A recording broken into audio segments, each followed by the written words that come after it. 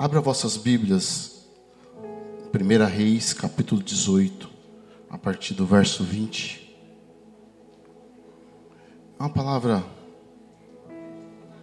bem conhecida. Tivemos Semeando a Palavra, fantástico, com a escola de pregadores, só quem veio, degustou, saboreou.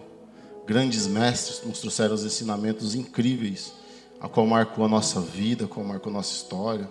Primeiro o Tom, depois o pastor Arnaldo, depois o pastor Felipe. E se for dar continuidade, irmão, venha.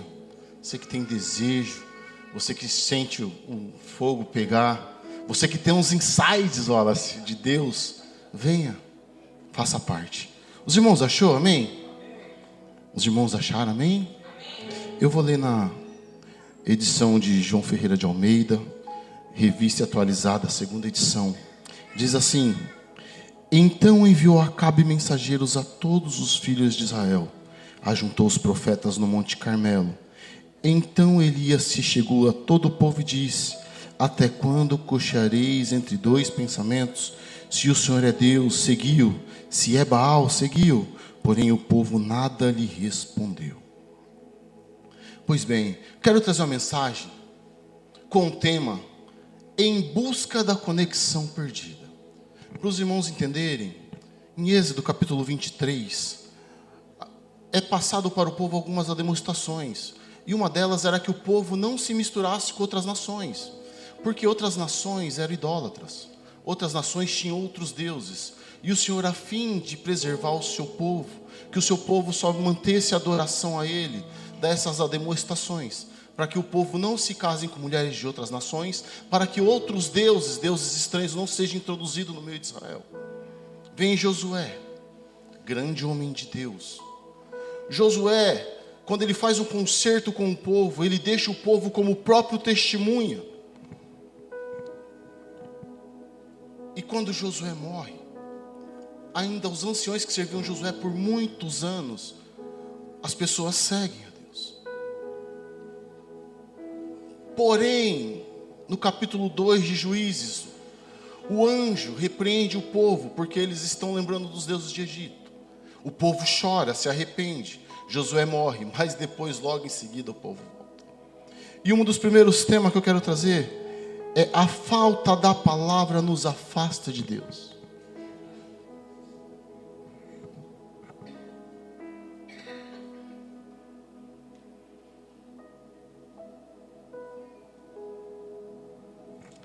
Perdão, irmãos, eu não tenho um tablet bonitão igual do Tom, do pastor Arnaldo. O meu notebook é quase na manivela. Eu não tenho a memória igual do Elcio. Então, perdão, irmãos. A gente que passa 200, a gente começa a perder as memórias um pouquinho, começa a ficar mais fraco. A gente coloca o celular no bolso, fica procurando na casa. Então, isso é para nos ajudar a manter o foco. O que acontece no período de Elias? O povo começa a fazer tudo aquilo que Josué tinha ensinado, porém ao contrário. Começa a se casar com mulheres estranhas, começa a introduzir deuses estranhos, começa a adorar deuses estranhos. E existia uma endemoniada chamada Jezabel, que ela incentiva um culto a uma deusa chamada Azera. E Azera, se você não sabe, meu irmão, não se pasme, uma das formas de cultuar Azera era sacrifício de primogênitos. Outra forma de cultuar Azera era deturpação sexual. Era ato sexual para adorar Azera. É isso mesmo, atos de adultério. E olha só que Jezabel era tão endemoniada, que ela pegava, mandava seus profetas colocar pães aos pés dos postes ídolos de Azera de manhã. O povo ia dormir, quando ia adorar Azera ali, via pães. Porém o povo começou a cochear, a vacilar. E de manhã eles adoravam a deuses estranhos, Baal, Azera. E de tarde eles queriam adorar a Deus. E você pode se perguntar: mas presbítero, o que separou o povo de Deus? Foi os pães? Foi os atos sexuais? Não. O que separou o povo de Deus foi a falta da palavra de Deus. Porque a palavra foi caída em esquecimento. O povo parou de ouvir a palavra. E o povo começou a se deixar enganar. Sabe por que tem muitos crentes doentes hoje em nosso meio? Não é porque ele vem para o culto e a palavra não é boa, não. Não é porque o inimigo se levanta contra ele, não. Não é porque o seu filho está na droga, não. Não é porque o seu casamento está passando por um momento ruim, não. Você está fraco na presença de Deus, é porque tem faltado palavra de Deus na sua vida. Muitas vezes você procura festividades, você coloca no YouTube, no TikTok, pregadores a qual você gosta de ouvir, pregadores com boa eloquência. Não é pecado, eu faço isso também, mas às vezes Deus quer te chamar para um íntimo, quer falar com você, mas você é vencido pelo cansaço, pela preguiça, você é vencido pelo quero dormir um pouquinho mais, e esquece que a boca de Deus ainda continua sendo a palavra. Vemos para o culto e queremos que Deus fale conosco do nosso jeito, que levante um vaso, é isso que eu te digo, não, e Deus quer falar pela palavra. Você tem enfraquecido na fé por causa da palavra. Às vezes quando você fala com alguém que está afastado, ele coloca a culpa em todo mundo e você olha e fala, está faltando palavra. Sabe por quê, irmãos? Quando você medita na palavra. Quem já assistiu o desenho do Popeye? Talvez os novos não lembram. Popeye era um desenho das antigas, irmãos, que quando ele comia um espinafre, os músculos cresciam, e ele ganhava uma força sobre-humana. E trazendo para o âmbito espiritual, quando você está fraquinho, capenga, você dobra o seu joelho, medita na palavra, esse continua sendo o espinafre do crente. Para de ficar caçando culto. Para de ficar caçando pregadores. Existem pregadores que são grandes homens de Deus, mas Deus quer te falar com você no íntimo, no mais profundo. Quer revelar coisas que é só para você. E aonde, pregador? Através da palavra. Oséias 4:6. E o meu povo foi destruído porque rejeitou o conhecimento. Davi no Salmo 119:5, ele fala, a tua palavra é lâmpada que ilumina meus passos e que clareia meu caminho. A lâmpada era um potezinho, a qual ele era cheio de óleo e tinha um pavio, e aquele óleo alimentava o pavio. Não incendiava, não mostrava uma luz tão grande, mas era o suficiente para ele ver cada passo. E os viajantes passavam pelos penhascos, chegavam ao seu destino, porque ele ia revelando cada passo. O que você quer dizer, presbítero? Que assim a palavra do Senhor, ela vai revelando passo a passo, impedindo de você cair no aprisco, impedindo de você cair no pecado, mas fazendo você chegar no alvo, permanecendo naquela promessa que foi liberada há 2025 anos atrás. Qual é essa promessa? Eu vou, mais um dia eu volto para te buscar. Sabe por que tem muitos crentes saindo da igreja? Não é por causa que o pastor não chamou de feio, não. Não é porque o irmão não abraçou, não. É porque está faltando palavra na vida de muitos. Não queremos meditar. Meu Deus, me ajuda. Não queremos parar para ler. Colocar uma culpa no tempo, no trabalho. Mas na hora do almoço, o Instagram é cheio de curtida. Tem tempo para gravar videozinho pro TikTok. Chega em casa, não quer dar atenção para os filhos, mas está lá comentando nas páginas de Facebook. E depois fala, Deus, eu não tenho tempo para meditar. E depois fala, eu estou fraco. Eu não aguento. Eu não suporto. Irmão, eu não estou falando para você. Não estou falando para você pegar a Bíblia, você ler 2, 3 horas por dia, não. Mas começa de pouquinho a pouquinho. Lê 10 minutos hoje, 15 amanhã, 20 depois. E parece que algo vai te preenchendo. Você vai começando a criar um desejo, um hábito. Isso começa a te transformar. Tudo que você pratica durante 30 dias vira um hábito. Até o 30º dia é só motivação, depois vira hábito. E o povo começa a se afastar, pastor. E o povo começa a adorar a Zera. E o povo começa a sacrificar os seus primogênitos para Zera. E o povo, quando acorda de manhã, vê os pés de Azera cheios de pão, porque no capítulo 17 Elias solta uma palavra e fala que não vai chover. E começa a vir grande miséria, grande seca, grande fome. Mas quando eles acordam de manhã, tá lá os pães nos pés de Azera, mas mal sabiam ele que eram os profetas de Jezabel que tinha colocado aqueles pães. E o povo começa a adorar aquela imagem, porque eles acreditam que aquela imagem que proveu os pães. Mas presbítero, então eles adoravam Azera porque eles eram enganados? Não, porque faltava a palavra. Quando falta a palavra, o diabo te engana. Quando falta a palavra, o diabo entra no seu lar. Quando falta a palavra, o diabo destrói seu relacionamento. Quando falta a palavra, o diabo desvia os seus filhos. Tudo isso é porque falta a palavra. E um dos primeiros passos que faz o crente perder a conexão é a falta da palavra.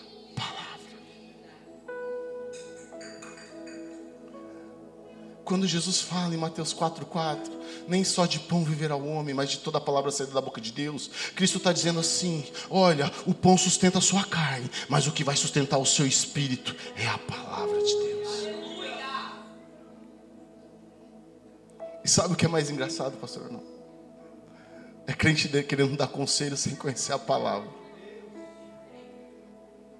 Não, irmão, faz assim, faz assado. Tudo conselho antibíblico. E o povo começou a fazer isso. Olha, Vilma, vamos adorar a Azera. A gente tem adorado Deus aí, a qual o pessoal falava, nada acontece. Agora todo de manhã tem pão quentinho nos pés de Azera. E o pessoal se desvia, se afasta. O segundo passo para a perca da comunicação, irmãos,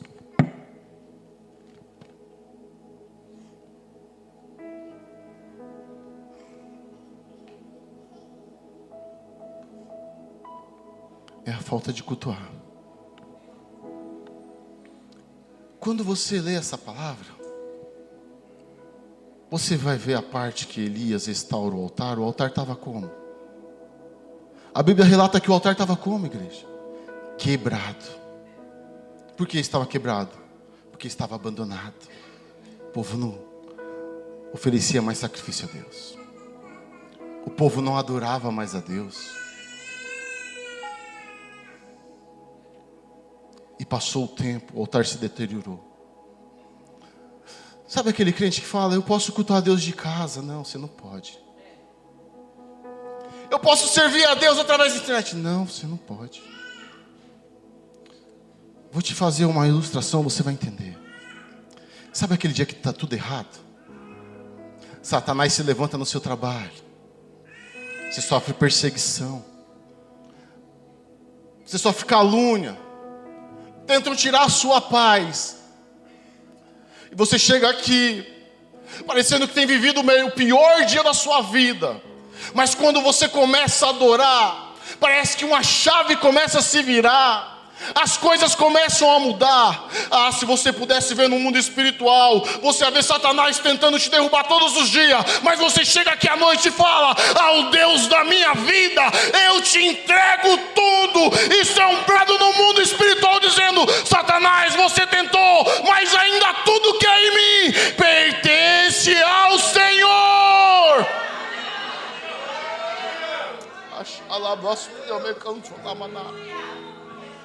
Essa é a importância de cultuar. Não é só você vir participar de um rito cristão, evangélico, não. Mas é um brado no mundo espiritual. Eu estou aqui porque eu quero entregar a minha vida como sacrifício vivo. E quando isso acontece, você tem que dar o seu melhor louvor. Você tem que dar o seu melhor glória. Você tem que dar o seu melhor aleluia. E tem que falar: Satanás, você tentou, mas mesmo assim eu continuo entregando tudo.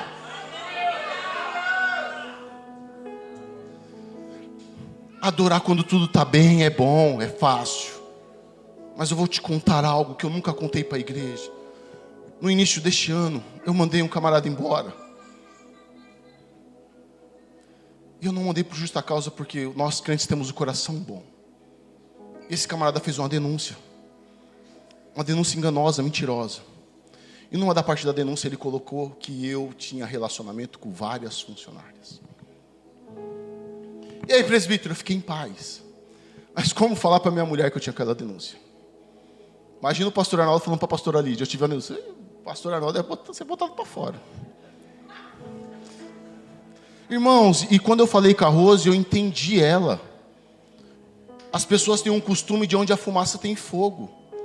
São 21 anos no mundo corporativo, 17 gerando pessoas, trabalhando com gestão. Ela viu muitos colegas meus perderem o emprego por causa de envolvimento pessoal. E ela ficou calada. E tudo bem, e como você vir para o culto sabendo disso? Eu dobrava o joelho, a vontade que eu tinha, Deus mata. Mas não.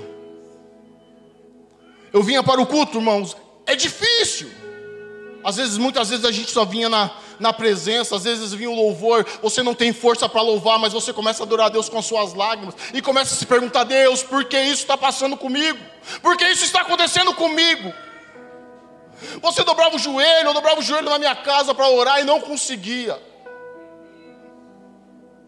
E eu falei, quer saber? Eu não fiz nada.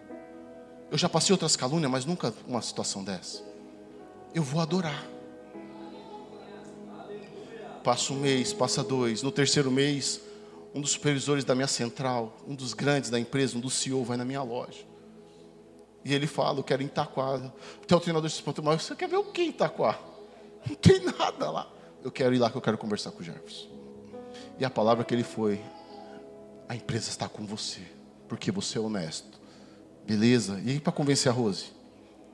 Daí esse rapaz encontra uma funcionária minha, falando que já tinha meses que não conseguia dormir, que ele tinha se arrependido do que ele tinha feito e que ele queria me pedir perdão.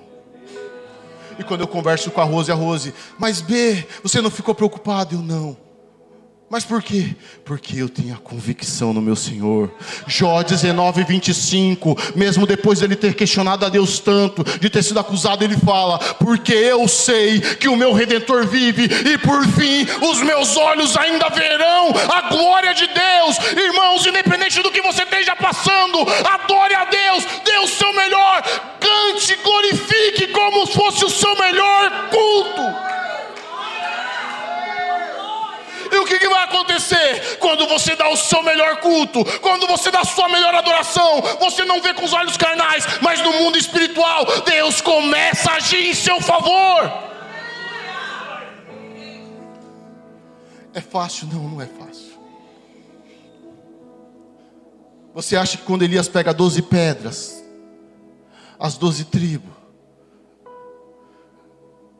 quando Elias coloca lá a água, que significa a separação do povo com o mundo, você acha que Elias não estava com medo? Você acha que não tinha uma dúvida? Porque ali tinha 450 profetas de Baal, 400 profetas de Azira que comia da mesa de Jezabel, homens carniceiros, homens sanguinários, homens a qual tinham matado o povo de Deus, homens a qual tinham matado profetas. Tinham sobrado 100, porque um homem chamado Obadias escondeu 100, 50 em cada cova. E quando Elias aparece, Obadias fala, você está louco? Você quer aparecer lá? Você acha que Elias não tinha medo? Tinha, mas mesmo com medo ele foi. Este é o segredo, irmão. Mesmo você achando que não vai dar certo, mesmo com medo, mesmo o céu estando em silêncio, você tem que vir e prestar um culto de adoração ao Senhor.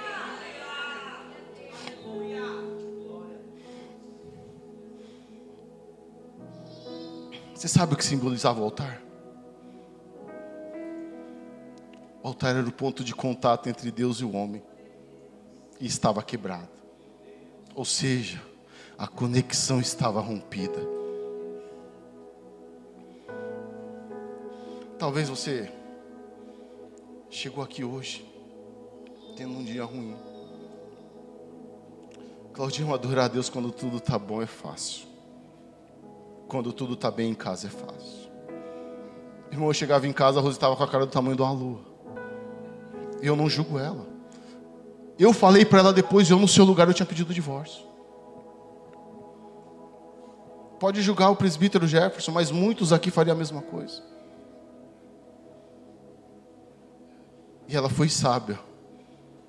Eu já contei outras vezes aqui. Eu não conheço nenhuma pessoa que ore tanto igual a Rose. E ela foi sábia e Deus deu vitória. E tem gente que acha que vir no culto é um ato simples. de você encontrar as pessoas. Você fazer parte da membresia é legal. Você vir aqui rever os irmãos, poxa, é bacana. Eu gosto de brincar com o Elcio, com 38 de Jeová, pistola do céu, martelo de Jeová na terra. É legal, mas não é sobre isso. É sobre o mundo espiritual, você mandar um recado. É você mandar um recado que a sua fé não está baseada em bênção. É você mandar um recado que a sua fé não está baseada em ganhos. É mandar um recado que a sua fé não está baseada só em momentos bons. É você mandar um recado que independente do que acontecer, você vai permanecer fiel. Se o inimigo tirar, você vai permanecer fiel. Se o inimigo se levantar, você vai permanecer fiel. E se tudo der errado, você vai permanecer fiel. Só quem é fiel, adore ao Senhor, dê o seu melhor culto a Deus.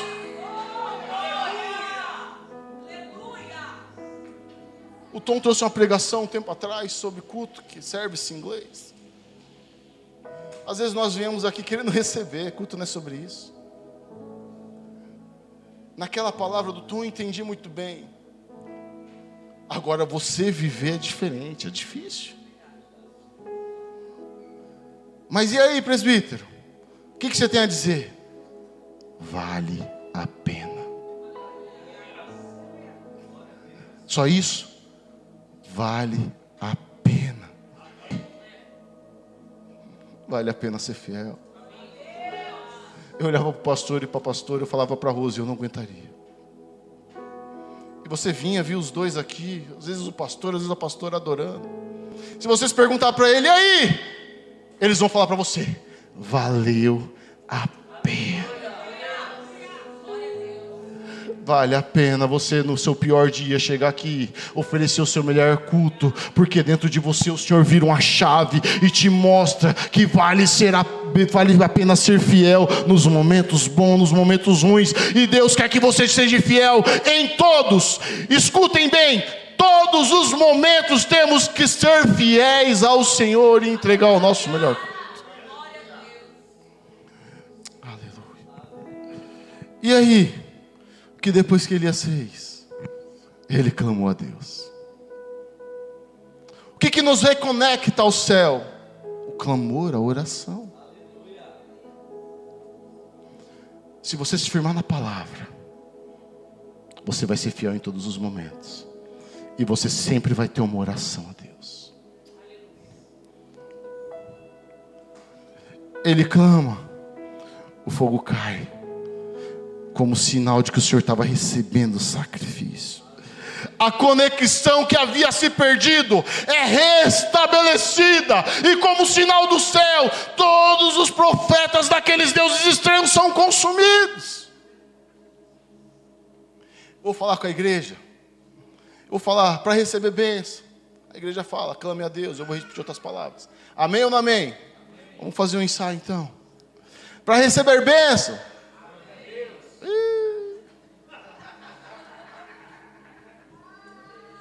De novo, irmãos. Para receber bênção. Mais uma vez deve ser a Vera, tá? Para receber bênção. Vamos lá então.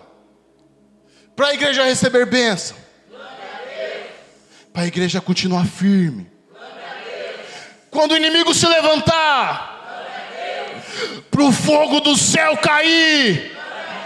E para quem quer ser cheio do Espírito Santo de Deus. Então clama, igreja, e seja cheio em nome do Senhor Jesus.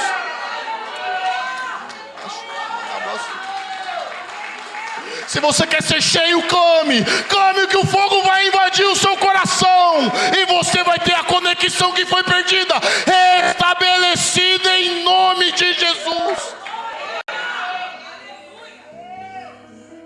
Clame, ore.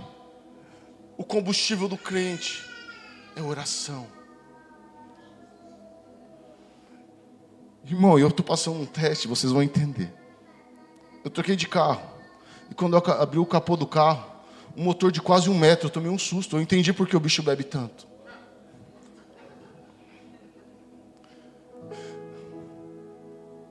quando você tem coisas maiores para Deus quer te dar, você tem que clamar mais.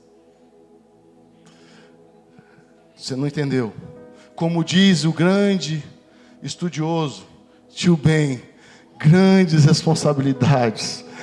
Para grandes poderes vem grandes responsabilidades. Se você quer coisas grandes, você vai ter que clamar mais. Se você quer viver o sobrenatural de Deus, você vai ter que clamar mais. Se você quer viver algo que você jamais viveu na sua vida, você vai ter que clamar como jamais você clamou na sua vida. Se você quer viver o impossível, você vai ter que descer e clamar como jamais você clamou. Mas queremos viver o sobrenatural, pastor, sem orar. Não tem como. Se você tiver uma Ferrari e não tiver um combustível, ela não vai andar. Lamborghini Aventador, sem combustível não anda. Eu vejo o nosso irmão o Google ali. Só os irmãos que participam dessa minha palavra sabem que o irmão é Google. Tudo que o pastor citava, ele já sabia. Versículo, capítulo, até o nome dos escritores. Irmãos, não adianta nada você ter conhecimento, conhecer a Bíblia inteira, mas se não tiver combustível, não adianta. Não adianta. Então, se você quer viver o sobrenatural, quer viver o extraordinário de Deus, você vai ter que pagar o preço. E qual é esse preço? Oração. Queremos ver o fogo de Deus. Queremos ver o sobrenatural acontecer. Queremos viver o tempo de Atos dos Apóstolos, mas não queremos orar. Não vai rolar. E como começa? Quando você vem para um culto de oração, que começa com oração, em vez de você estar sentando mexendo no celular, dobra o seu joelho. Quando você chegar na sua casa, eu não estou dizendo, irmãos, aqui pregando não, eu vejo mídias sociais, mas em vez de mexer 30 minutos, mexe 15, ou mexe 10, dedica 10 à palavra e 10 à oração, e vai aumentando gradativamente. E o que vai acontecer? Você vai viver coisas a qual você só vai pedir a Deus em secreto. Deus vai começar a te honrar, Deus vai começar a te abençoar, porque o clamor do crente ainda move o céu. Com a permissão do pastor, eu queria pedir para a igreja se colocar de pé.